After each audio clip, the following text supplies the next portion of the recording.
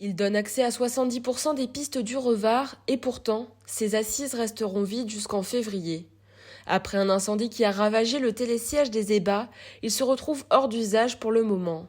Le ski alpin est donc impacté, mais le ski nordique et les autres activités de la station sont maintenues. On parle d'un appareil, certes, qui est structurant sur le secteur, mais il n'y a que cet appareil qui est impacté. L'ensemble de la structure et de l'organisation de l'ouverture du domaine n'est pas impacté. On ouvre bien l'ensemble du domaine de Savoie Grand Revard, donc y compris sur le secteur du Revard, avec tous les équipements qui sont en place, qui ont été révisés, qui sont prêts à l'ouverture.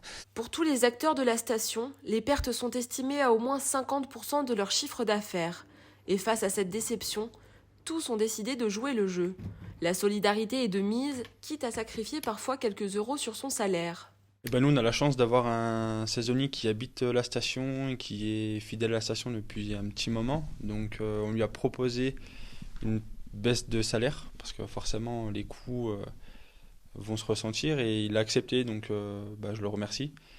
Et grâce à lui, on va pouvoir être en effectif complet et avec le sourire. Et puis travailler comme d'habitude. Ici, 3 à 4 saisonniers sont embauchés habituellement, mais cette année, la gérante de ce magasin est démunie. Elle n'est pas certaine de pouvoir honorer tous les contrats. Les charges du magasin ne changeront pas, les stocks sont déjà prêts et il faut pouvoir payer les fournisseurs. Le sentiment est beaucoup de colère, beaucoup de tristesse et beaucoup de désarroi, parce qu'à ce jour, nous sommes vraiment très très seuls pour faire face à cette situation. C'est vraiment le sentiment de solitude de l'indépendant. Voilà, des nuits blanches, beaucoup de soucis. Voilà, donc on fait tout pour accueillir, comme d'habitude, notre clientèle qui, espérons, nous sera fidèle. Mais c'est très très compliqué. Les pistes rouges et noires ne seront pas accessibles, mais l'école de ski cherche à valoriser ce qu'il reste en misant sur l'espace débutant du domaine. On va assurer nos cours du piou-piou à partir des 3 ans jusqu'à la 2e étoile. Notre effectif, je tiens à le dire, est complet, parce que nos moniteurs ont tous tenu à revenir travailler avec nous au sein de notre école, malgré ce qui s'est passé.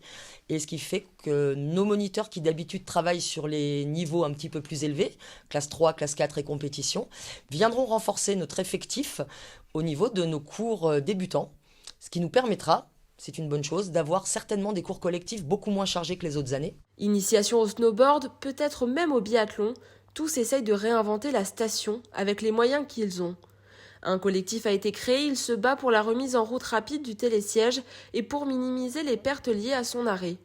On souhaiterait, pour ne pas trop impacter le domaine skiable, que soient mises en place des navettes entre le départ du télésiège, en bas là, et le départ des stations qui restent en activité pour ne pas trop impacter le domaine. Le collectif espère que leurs revendications seront entendues par les élus et qu'ils pourront à nouveau reprendre une activité normale dès février.